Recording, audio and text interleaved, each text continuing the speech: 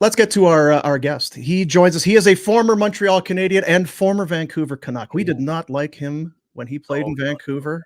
Oh, You know what he was? He was a sumbitch. he was a pain in the rear end. Yeah, he really was. He was a dirty sumbitch. But we like him now. He's a great guy. Maxim Lapierre joins us. Just being honest, among friends, we could be honest with each other. Yeah. La Poche Bleue.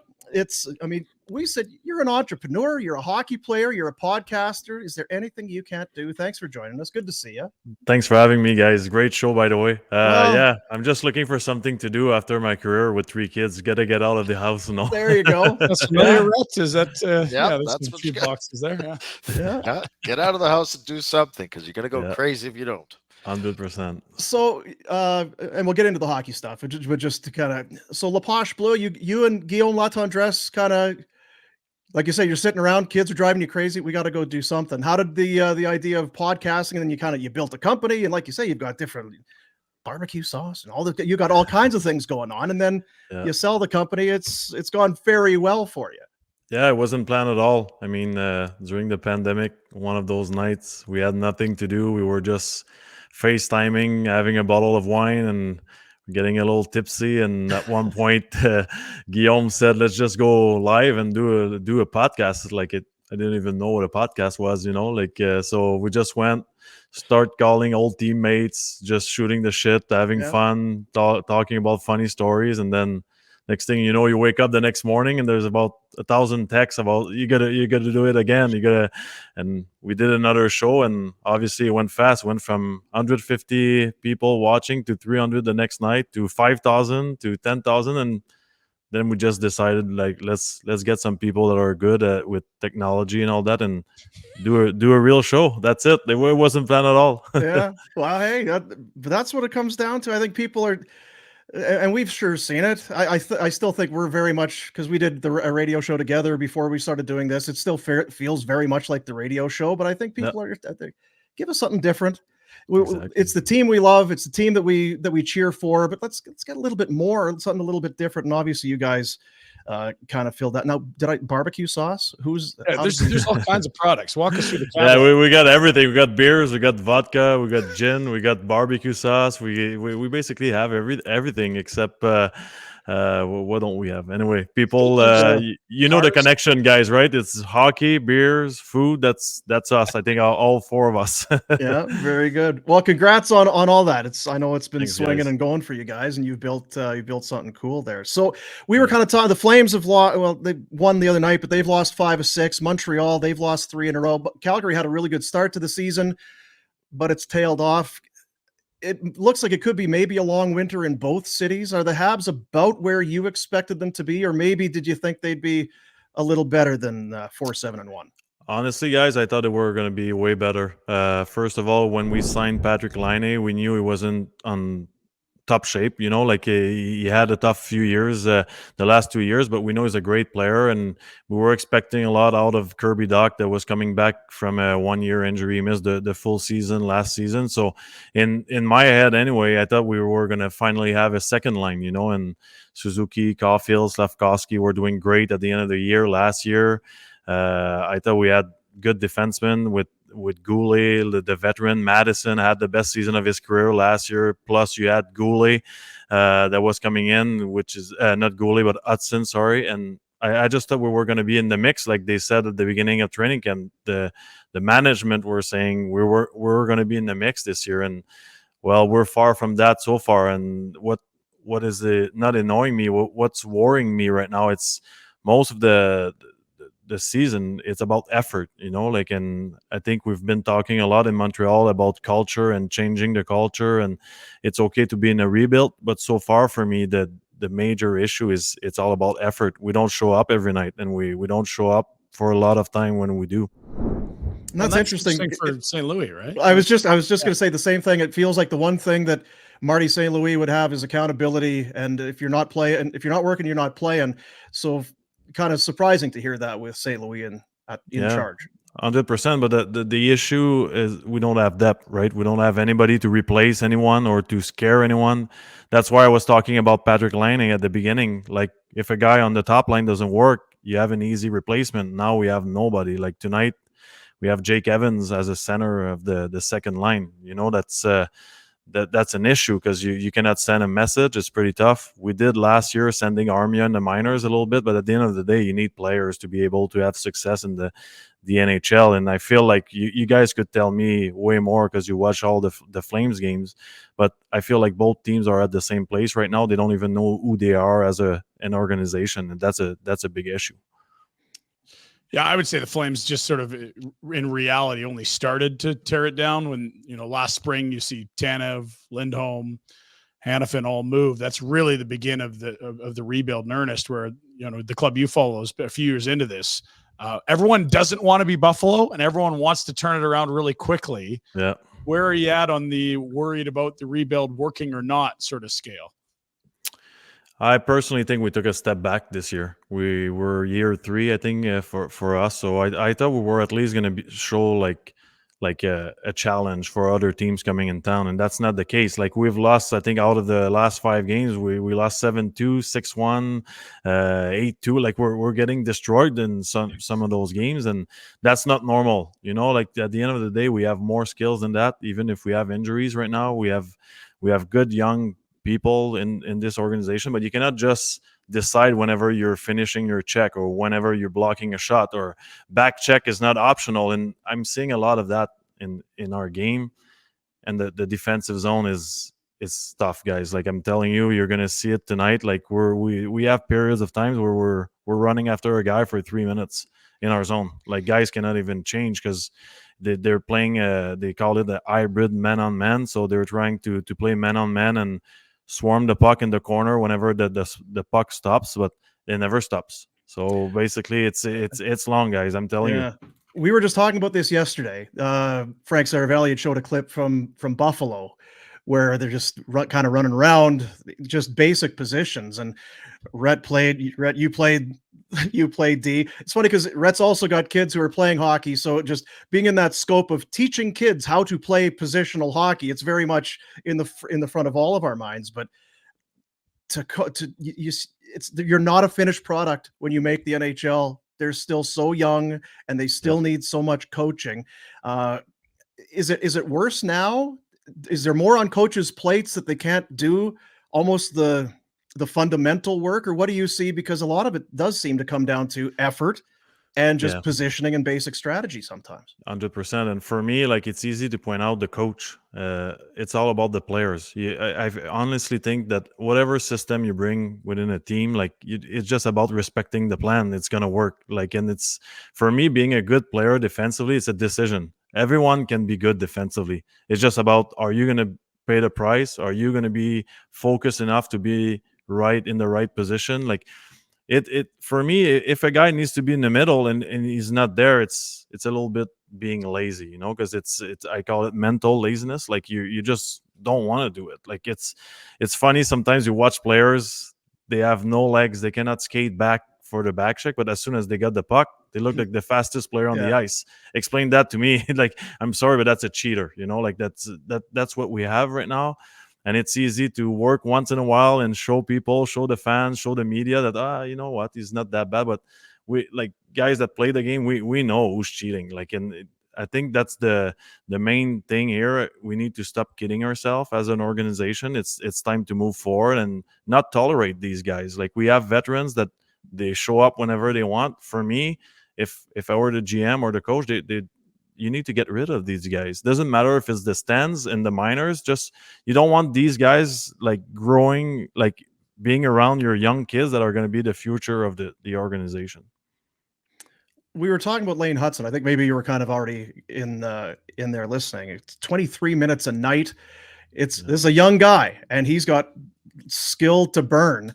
What's been your assessment and your observation of this young guy early on this year?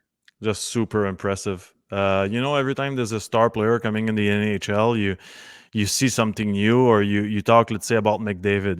He's one of a kind for me. It's all about speed. He's the fastest player I've seen that his hands can keep up with his speed. That McKinnon, it's all about strength and power. You got Makar, that is just a beast out there. For me, Hutson is just a different type of player. It's just about finding the opening. He's not the fastest guy. He's not the biggest guy. He doesn't have the best shot in the NHL, but the way he sees the game and the way he skates with the puck, and he makes like he breaks ankles out there, guys. It's like it's unbelievable. And you always think like when the other teams are going to figure it out, it's not going to work, but it always works because he sees the next play. And for me, I think he's going to be a star in the NHL, 100% sure. Right now, the issue is guys, they cannot react well to what he's doing with the puck because they've never seen that. So sometimes he makes an unreal play and nobody's open. But in the next few months, in the next few years, when talents comes in the team, I think he's going to dominate the league. I know there's a lot of excitement about Demidov, who they drafted this year. We talked about it earlier. Where were you at in the Mishkov draft? We were in Nashville when they announced Reinbacher, and there was a massive gasp. It was quite a scene. He's having a great year, but now there's speculation he didn't want to come to Montreal. What do you make of that whole situation? Well, first of all, I had a good time because I remember I was at the restaurant and Carey Price trying to say the name was probably one of the funniest funniest thing I've ever seen. Knowing Pricer for a lot of years, he was so focused on speaking French that he forgot the name. But it's stressful in front of everyone, you know. So yeah, funny moment. But you know what? Like I played in Switzerland and I have a lot of connection there. And Reinbacher is a heck of a hockey player. Right now he's in a tough spot with the injury and the people trying to compare with Mishkov, and that's not right at this stage. I think like we would say the first step is brilliant by Mishkov and he's in a good spot in Philly, but that doesn't mean because the other guy is not there yet that he's not gonna be a good hockey player. From what I'm seeing, talking to coaches over there, talking to scouts, agents, like I don't want to say he's going to be Pietrangelo in LA, but he's got that toolbox, you know, like he's a big righty, he knows how to skate, he's physical. People don't know that, but he hits hard. It's just about finding his game in America. I think he's a great defenseman, but he's got extra pressure. I feel like he comes in and instead of just making his place in the NHL, he has to prove that he's better than a goal scorer, and that's like we're going to be fine in Montreal. We're going to have Demidov, Suzuki, Caulfield, Stavkovsky. We got good young guys. When you're going to put Reinbacher with Hutson, I think we got a perfect duo. We know what it's like in Montreal. I think it might be one of the toughest, if not the toughest. Everyone talks about Toronto and that, but when you're not playing well, there's two languages. They all think you stink. It's like having two fan bases that think you don't know what the hell you're doing. So when we sit out here and fans are getting upset with St. Louis. Maybe St. Louis' job is Marty St. Louis. Do you feel like there is a hot seat kind of a situation there that maybe his job could be on the line depending on what happens this year? It's tough to say. If you look at players individually, I think they're growing. You know, like Suzuki is sometimes frustrating. Like Suzuki is getting better. Caulfield is getting better. Slavkovsky took a huge step last year in the second part of the season. Goulet is getting like he's a solid defenseman, guys. Like you'll see again tonight. I feel like the guys that we want, like in our organization in the next 15 years, are getting better. But the group game is not getting better, and this is where people are starting to start rumors about we need to change coach and all that. But I just think that we're not at this stage right now in the rebuild. Like for me, like it's okay that we still make mistakes, and it's part of the growing pain. Like the players are getting better. They're more responsible defensively, even if we make a lot of mistakes. But we all been there as young players. Before 25 years old, you never see the perfect results. For me, what scares me though, it's what surrounds those guys. Like I talked earlier, they need to find a way to help the team, but also to help Marty St. Louis as a coach to structure, to have a veteran that will say, hey man, like you need to back check or block the shot on that play. Because right now I feel like we just have a bunch of great guys, great young guys with great veteran in the dressing room, and a great coach that wants everyone to be happy. But sometimes you just, I'm sorry that the expression, but you need the asshole. You know, you need that person that's going to yell and is going to say something. And I feel like Marty St. Louis doesn't have that help. You know what they need is the crew you had in Vancouver. You need some Kesslers and BXs and Lapierres and Rutus. There's some, Rafi Burrows. Torres. You guys were. Burrows. There were some jerks. They need some of that. Yeah, 100% agree with you guys. But I think that, like, if we forget about that part in Vancouver, everyone was showing up every night. Doesn't matter how. If it was trash talk, hitting, skills, that it wasn't tolerated in this dressing room to just show yourself like once in a while. It was all about being all out every game. We came close to winning the Stanley Cup, obviously, but I think if you look at all the years where they finished first in the division, like, people are focusing on the Sedins and the skill level, but I think it was about the hard work. Guys were playing hard, and we were well coached, and we were respecting the system. And every young guy coming in, and you guys were talking about Tanev. I still remember when he came in, help us in the playoffs. We never seen the kid comes up, but right away he felt like he had to block shots like he does so well right now, because it wasn't tolerated, guys. But right now, young guys are coming in Montreal, and it's like, nobody says anything, so I'll be fine for this year. So I'm not saying there's no leadership, but there's a lack of a mean presence. Yeah, we hated you guys in Vancouver. I know it was fun years, though. Like, I always enjoy, like, those when I was in Montreal playing against Boston and Toronto, and in Vancouver against you guys, against Chicago. Like, we always had, like, LA even. It was fun.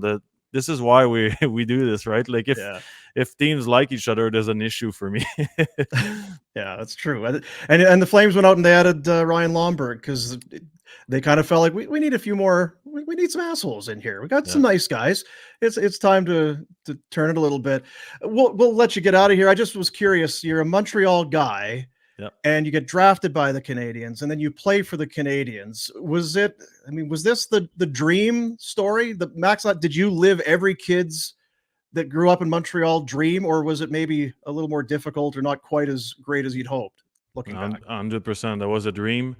Back when I got drafted, I was a little nervous because back then they weren't allowing any young players to play on the team. Like, it was rare that a young guy would just come up. So I was kind of worried about, am I going to play for this team at one point in my life? But yes, like, going to the games with your parents, your family, my sister, like, every night, going for dinner after a win with them. It's special, right? Like, you're at home, and I feel like in Montreal, if you work, everybody loves you. Like, it doesn't matter if you have 1 goal or 50 goals. If you show up every night, you become a fan favorite. And just doing this for myself, like, in Montreal it was the best times. But don't get me wrong, when I got in Vancouver was a special time either, and I loved it in Vancouver. It was a special year, obviously, the first year going to the finals, but I love the crowd there. I love everything. Met my wife there, and it was a special time of my life to play for the Vancouver Canucks.